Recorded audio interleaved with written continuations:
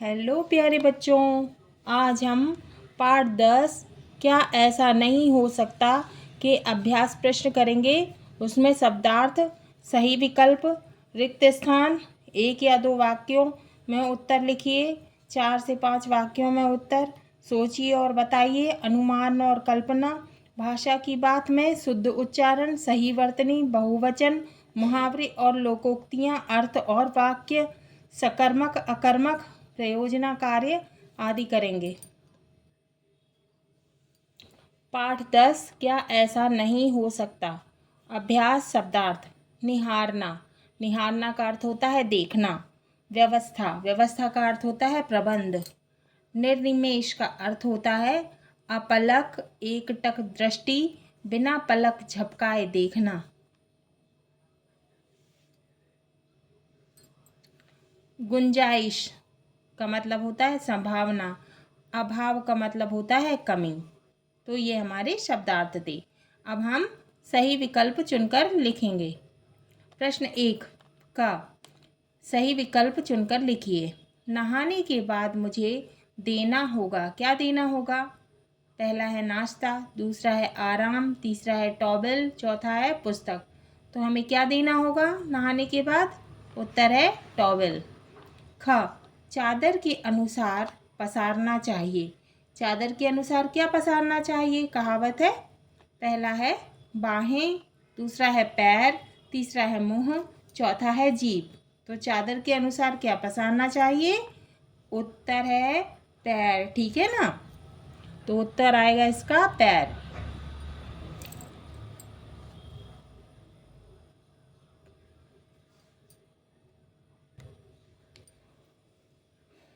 प्रश्न 2 रिक्त स्थानों की पूर्ति कीजिए। क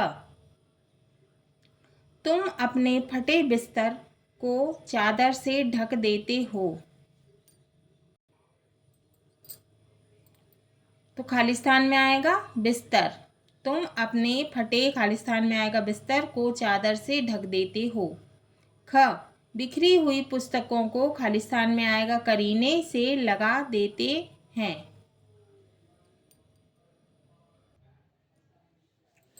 ग हम सबके चेहरे पर आभावों की धुंध छाई हुई है। तो खालिस्तान में आएगा धुंध। घ सुख दुख के इस समुंदर में ही आभाओं की कश्ती के पार होने का मार्ग गया है। तो खालिस्तान में आएगा समुंदर। प्रश्न 3 एक या दो वाक्यों में उत्तर दीजिए। प्रश्न का धुंध से लेखक का क्या अभिप्राय है? उत्तर धुंध से लेखक का अभिप्राय है गलत धारणा। तो लेखक का क्या अभिप्राय है? गलत धारणा। प्रश्न खा मित्र अपने फटे बिस्तर को कैसे छिपाता है? तो उत्तर आएगा मित्र अपने फटे बिस्तर को नई चादर से छिपाता है। प्रश्न गा अव्यवस्थाओं के होते हुए भी मित्र लेखक से रुकने का आग्रह क्यों करता है? उत्तर अव्यवस्थाओं के होते हुए भी मित्र को व्यवहारिकता के नाते रुकने का आग्रह करता है। उसके पास व्यवस्थाएं नहीं है, लेकिन फिर भी अपने मित्र को, भले ही उसके पास व्यवस्था नहीं है, लेकिन व्यवहारिकता के नाते उसको रुकने का आग्रह करता है। आग्रह माने बोलता है। प्रश्न घ लेखक ने मित्र को राजनीति और साहित्य के बदले कौन सी बात कहने की सलाह दी? उत्तर लेखक ने मित्र को राजनीति और साहित्य के बदले घर गृहस्थी की, बाल बच्चों की और सुख दुख की बातें करने की सलाह दी। तो लेखक ने क्या सलाह दी? लेखक ने कहा कि भाई हम जब मिलते हैं तो हमें राजनीति, साहित्य की बातें छोड़ देना चाहिए। हमें अपने घर गृहस्थी की और बाल बच्चों की और सुख दुख की बातें करनी चाहिए। प्रश्न 4, 4 से 5 वाक्यों में उत्तर लिखिए। तो हमें 4 से 5 वाक्यों में उत्तर लिखना है। प्रश्न का, लेखक के लिए मित्र किस तरह की सुविधाएं जुटाते हैं? लिखिए। उत्तर, लेखक के लिए मित्र कई तरह की सुविधाएं जुटाते हैं। नहाने के बाद टॉवल, तेल और कंघे की, भोजन की, पान की, बिस्तर की, विदा करने की पूरी सुविधाएं जुटाते हैं। यह भी ध्यान रखा जाता है कि मित्र को कोई कष्ट ना हो। तो लेखक जो हैं वो क्या क्या सुविधाएं जुटाते हैं?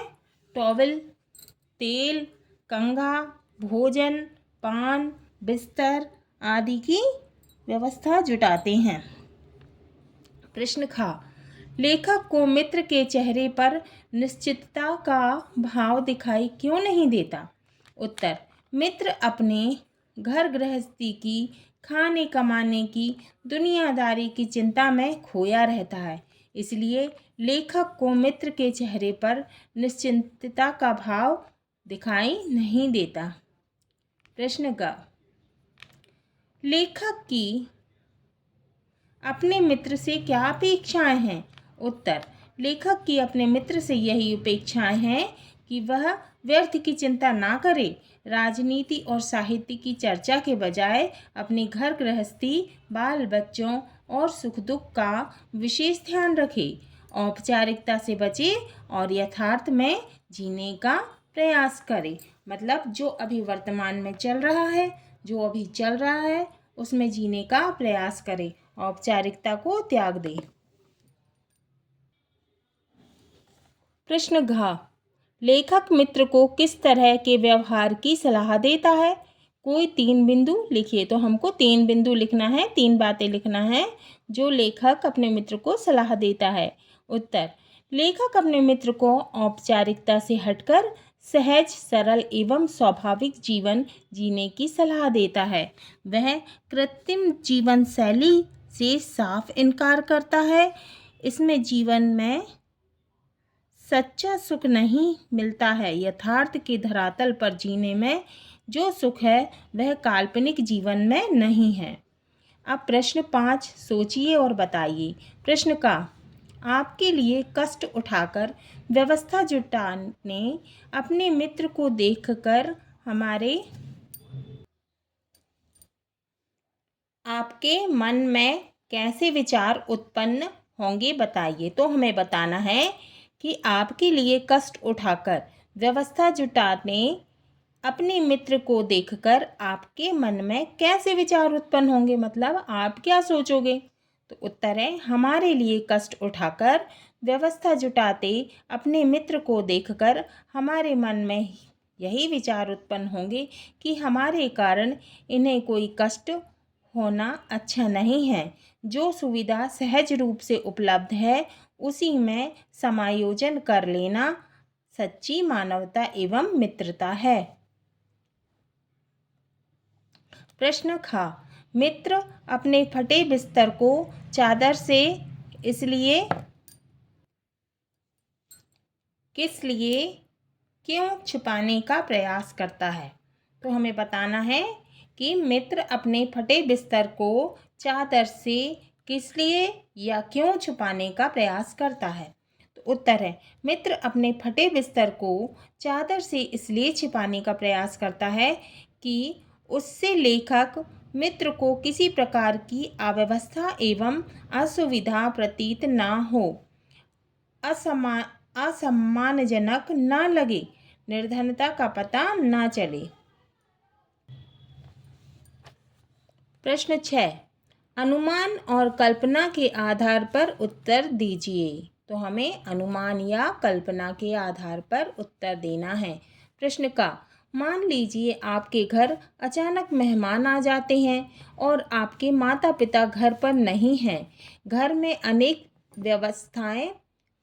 अव्यवस्थाएं हैं। ऐसी स्थिति में आप अतिथि का स्वागत कैसे करेंगे? तो हमें ये बताना है कि हमारे घर में यदि हमारे माता पिता नहीं हैं, घर में हम अकेले हैं, हमारे पास उतनी व्यवस्थाएं नहीं हैं, हम अव्यवस्थाएं हैं। तो ऐसी स्थिति में आप अतिथि का स्वागत कैसे करेंगे? तो उत्तर है, हमारे घर अचानक मेहमान आ गए और हमारे माता पिता घर पर नहीं हैं। घर में अनेक अव्यवस्थाएं हैं। ऐसी स्थिति में हम अतिथि का विनयपूर्वक स्वागत करेंगे, उन्हें आदरपूर्वक अपने घर में प्रवेश कराएंगे, फिर अव्यवस्थाओं को दूर कर उन्हें देवतुल्य मानकर हर संभव सुख सुविधा उपलब्ध कराएंगे। प्रश्न ख, आपकी दृष्टि में उधार लेकर अथवा मांगकर व्यवस्था जुटाना कहाँ तक उचित है? ये ठीक है क्या? यही हमको बताना है। उत्तर, उधार लेकर अथवा मांगकर व्यवस्था जुटाना बिल्कुल उचित तो नहीं है, परंतु परिस्थितिवश कभी कभी ऐसा करना आवश्यक हो जाता है। उत्तम तो यही होगा कि हम अपने गृहस्थ जीवन की व्यवस्थाओं को आयोजित एवं नियोजित करें। घर में थोड़ा बचाकर सुरक्षित रखा जाए ताकि समय पर गड़बड़ी ना हो।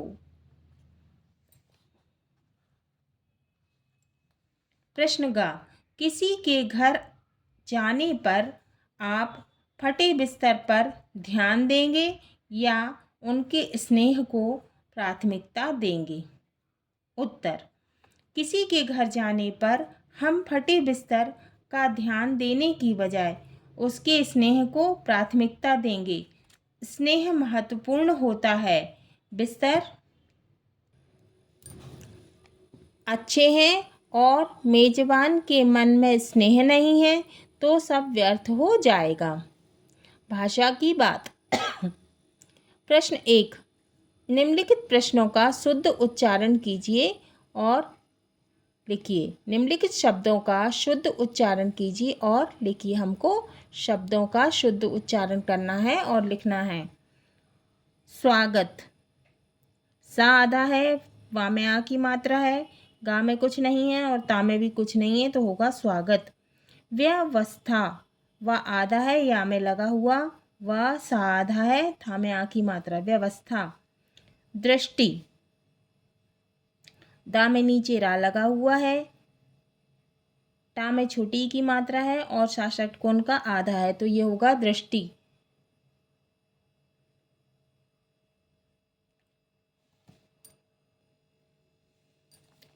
निर्निमेष, निश्चिंतता। प्रश्न 2, निम्नलिखित शब्दों की सही वर्तनी लिखिए। तो ये गलत वर्तनी लिखी है, हमें इसकी सही वर्तनी लिखना है। अशुद्ध वर्तनी, शुद्ध वर्तनी। क, राजनीति, तो हमें शुद्ध वर्तनी लिखना है राजनीति। ख, अवकाश, ये अशुद्ध है, हमें शुद्ध लिखना है अवकाश। ग, विश्वास, हमें शुद्ध लिखना है विश्वास। घ, दृष्टि, शुद्ध लिखना है दृष्टि। प्रश्न 3, निम्नलिखित वाक्यों को उदाहरण के अनुसार बहुवचन में बदलिए। उदाहरण, मैं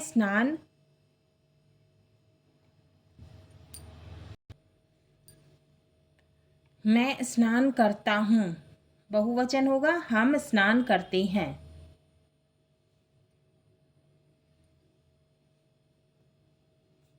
क, बालक स्कूल जा रहा है। उत्तर, बालक स्कूल जा रहे हैं, माने एक से ज़्यादा बच्चे स्कूल जा रहे हैं। ख, गाय चर रही है। उत्तर, गायें चर रही हैं, यानी बहुवचन लिखना है गाय का गाय। ग, नदी में बाढ़ आई है। उत्तर, नदियों में बाढ़ आई है। एक वचन, ये बहुवचन। घ, वह पुस्तक पढ़ रहा है।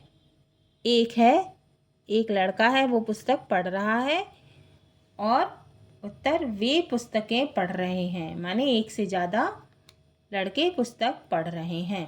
प्रश्न 4, निम्नलिखित मुहावरों और लोकोक्तियों का वाक्यों में प्रयोग कीजिए। तो हमें लोकोक्ति और मुहावरों का वाक्यों में प्रयोग करना है।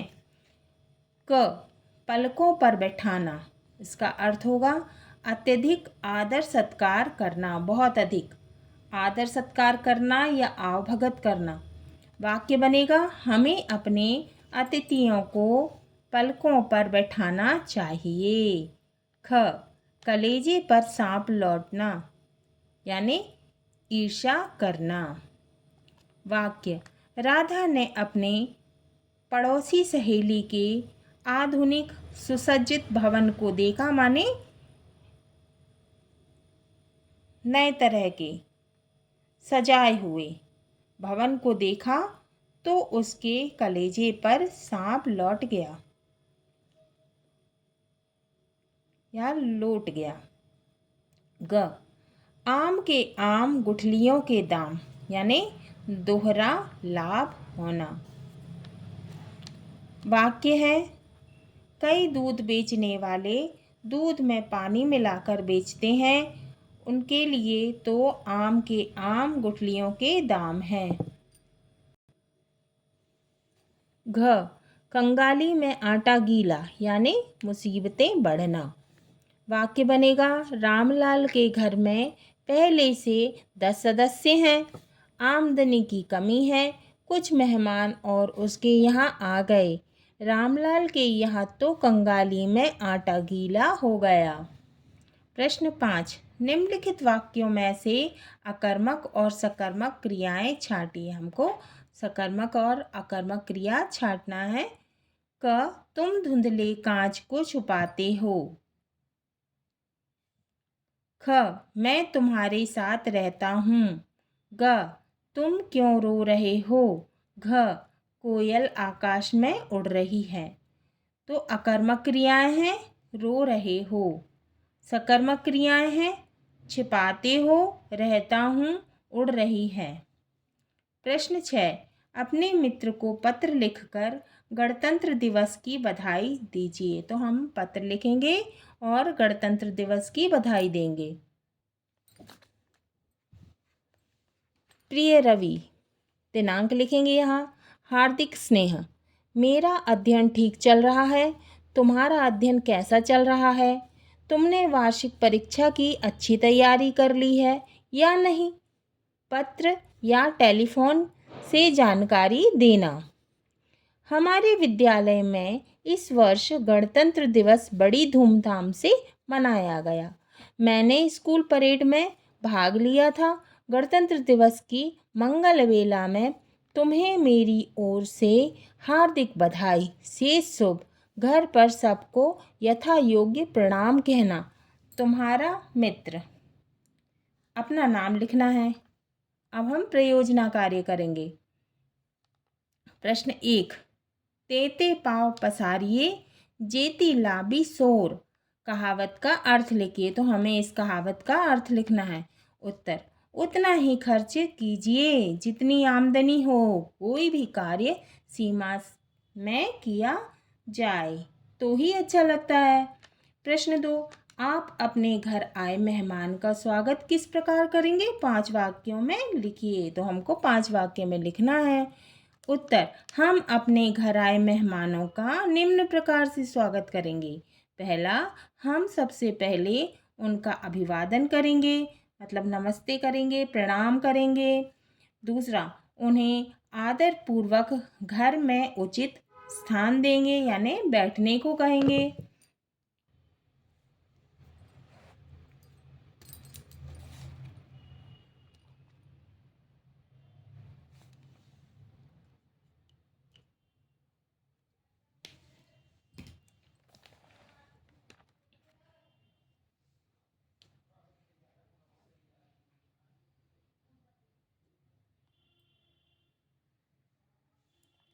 कराएंगे। चौथा, समय समय पर भोजन पानी द्वारा सेवा करेंगे। 5वां, उन्हें आत्मीयता पूर्वक कुशल समाचार पूछेंगे। जाते समय उन्हें भावभीनी विदाई देंगे। तो हमारा ये पाठ 10 क्या ऐसा नहीं हो सकता, पूर्ण होता है।